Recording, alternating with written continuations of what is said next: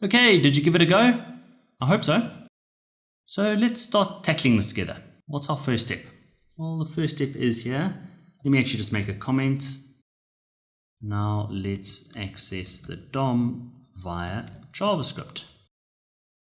There we go. And that's why we insert these script tags. What's the first step? Well, when the user clicks submit, we want an event to be fired, and that's when we want our handler code to execute, isn't it? So step 1, grab the button.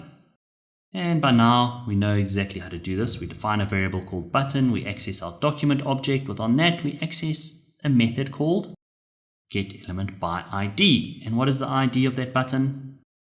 Yep, very intuitively we called it button. So there we go, there's our button. Let me just make this bigger. We don't need to look at the browser for now. So there we go, that's step 1. What is step 2? Step 2 is adding our event listener to the button. And yes, we're going to grab this button. We're going to access the add event listener method. The event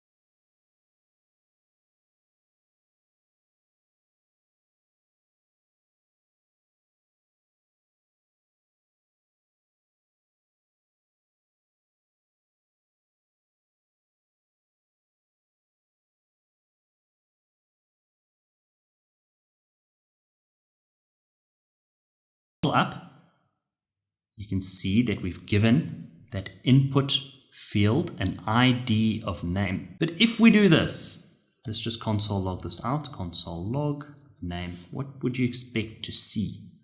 Remember I gave you a hint in the previous lecture? Well, let's open up the console here. Let's make this a bit bigger. If our name here is Wally, and we go to our console and I click submit, what do you think is going to happen?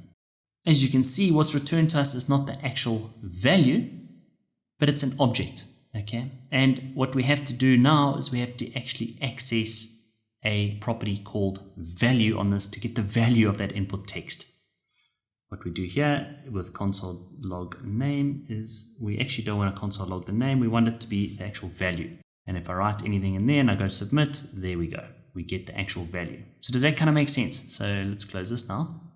Let's go back to our text editor. So what I want to do is we don't want to access the name itself because that will return to us the entire object. We want to access this property called value.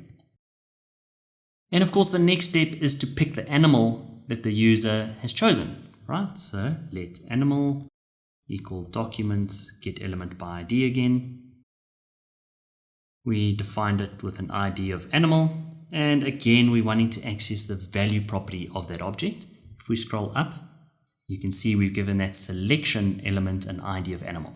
That's how I chose the word animal here. Oh, I spelled it incorrectly. Animal.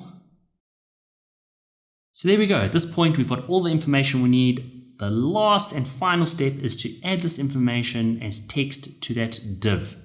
So now we can go, let's output our message.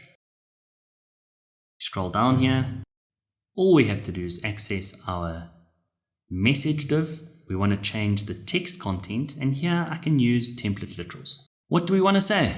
Well, it would be rude if we didn't say hi and greet them by their name. And then we just want to say, I would love to have your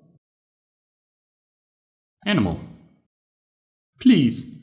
And if we save this and we go to our browser, everything should work. If our name is Wally and the favorite animal is a cat, and you go submit, hi Wally, I would love to have your cat, please. So there we go. We've literally used kind of the forms here. We've accessed values within the forms and we've displayed them to the screen. Very intuitive, very easy. Hope it's making sense and I hope you're having fun. Let's move on.